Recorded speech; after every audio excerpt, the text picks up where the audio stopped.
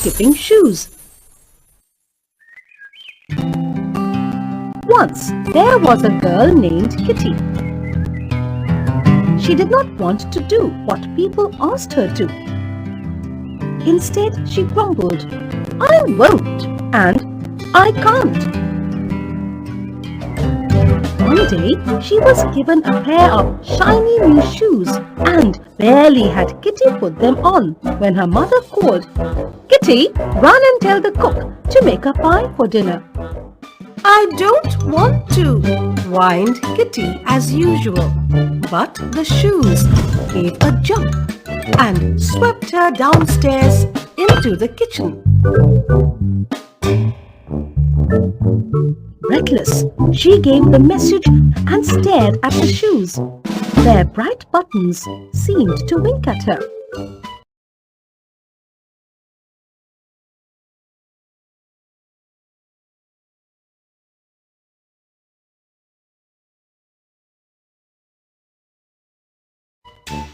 Just then her father said, "Kitty, go to the post office before school and get my letters."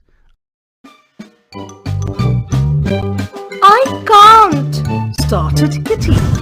But away went the shoes, trotting quickly down the street.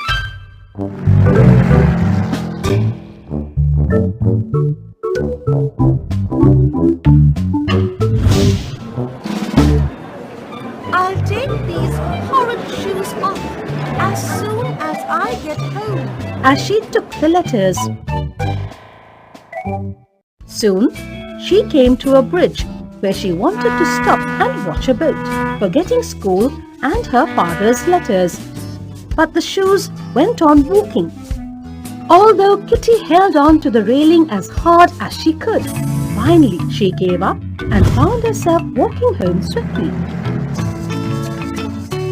Back home, Kitty found that as hard as she tried, the shoes just wouldn't come off. "Time for school!" called Mama from upstairs. Before she could say, "I won't," the magic shoes whisked her off to school.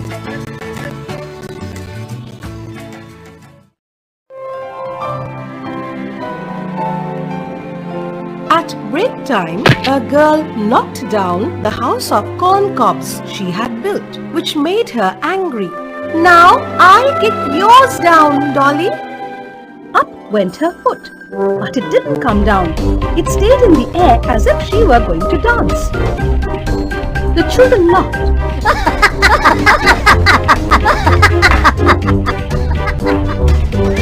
And finally she said to Dolly, "Never mind, I'll forgive you." Then the foot went down and Kitty understood how the shoes worked. They were cooperative when she was kind and good, but stubborn when she wanted to be naughty. To check this, when one of the boys' ball bounced over the hedge, she said kindly, "Perhaps I can get it for you, Willie." The shoes lightly lifted her over the high hedge. "How could you do that?" cried the surprised boys. Kitty laughed and began to dance, pleased that there was a good side to the shoes after all. She twirled and twisted with pretty airy bounds. Her feet bewitched. The girls were charmed and tried to imitate her, but no one could, and she danced till the bell rang.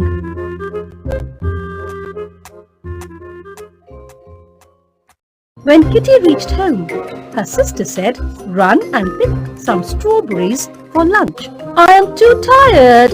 But the shoes landed her in the middle of the strawberry bed with one jump.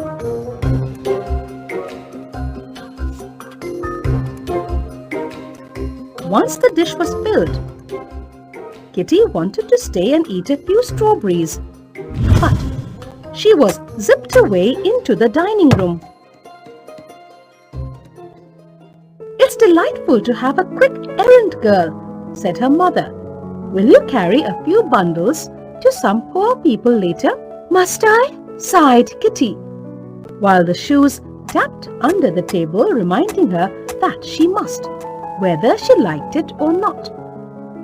"It would be kind, but you may do as you choose," replied Mamma. Kitty sat very still. She was deciding whether she would go pleasantly or be whisked away against her will. She finally said cheerfully, "I'll go, Mamma, and later may I come back through Fairyland, the place where tall ferns grow in the forest?"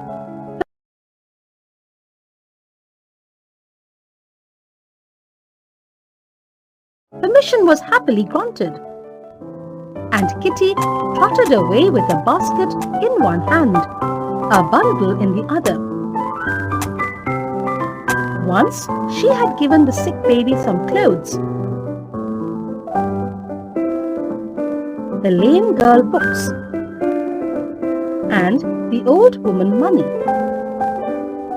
She felt happy, as people always do when they do kind things. Kitty soon reached Fairyland, which was filled with wild flowers. Kitty wished to rest her aching feet, and immediately her feet folded under her, and she sat on a cushion of moss.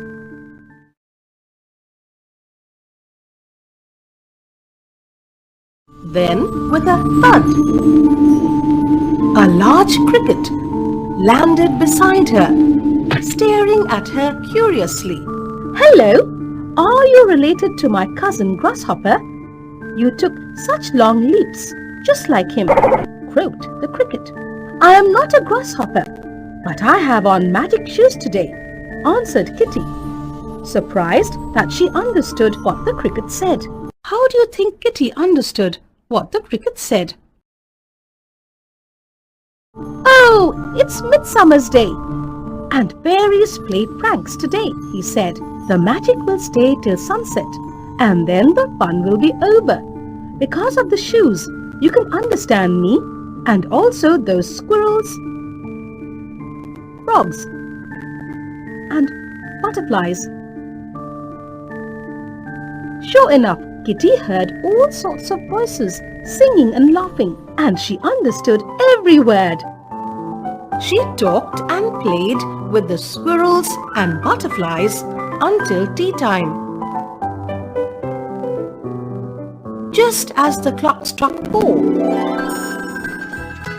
away went the shoes over the pool, the hill, and the road, till Kitty reached home. "The sun will soon set. I must skip while I can," thought Kitty once tea was done. She waltzed around the lawn so prettily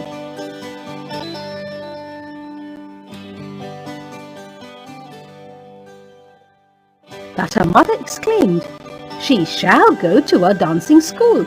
Kitty skipped on, hoping to learn some graceful steps before the day was done. Finally, her mother called, "Stop now, dear, and run up to bed." "A few minutes more," began Kitty, but was off like a flash into the bedroom. Why was Kitty in her bedroom in a flash? Soon the sun was gone, and the shoes became common ones, for Midsummer's Day was over. Kitty never forgot the lesson she had learned. She ran errands willingly, remembered the pretty steps,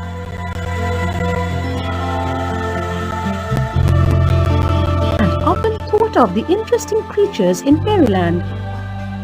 Whenever she was allowed to play with them, she hurried away quickly, as if she still wore her magic skipping shoes. Summary: Skipping shoes. There was a girl named Kitty who did not want to do what people asked her to. One day she was given a pair of shiny new shoes. As soon as Kitty put them on, her mother called her to deliver a message to the cook. Kitty refused, but the shoes gave a jump and swept her to the kitchen. Just then, Kitty's father asked her to go to the post office. Kitty refused, but her shoes again made her trot to the post office. Back home, Kitty wanted to remove her shoes, but they would not come off. Soon, Kitty found herself being whisked away to school. At school, Kitty wanted to kick her friend's house made of corn cobs.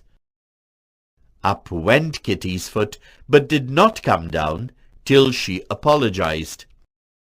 Kitty understood how the shoes worked. They were cooperative when she was kind and good, and stubborn when she wanted to be naughty. Kitty began to help her friends at school. At home, too, her mother was very happy with Kitty helping her. Soon, Mother asked Kitty to carry a few bundles to some poor people. Kitty wanted to refuse, but she finally decided to go. She took permission to come back through Fairyland. Permission was granted. Kitty skipped away happily. After giving away the bundles, Kitty reached the Fairyland to rest her aching feet. A large black cricket landed beside her. Kitty told the cricket about her magic shoes. The cricket said that it was Midsummer's Day, and the fairies played pranks that day. The magic would continue till sunset, and then the fun will be over. The cricket added that it was because of the magic shoes that Kitty could understand what he said. Kitty thought that soon the magic would be over, so she should make the most of it. She danced and skipped. Soon the sun was gone, and the shoes became ordinary. Kitty never forgot the lesson she had learnt. Now she ran errands willingly and happily.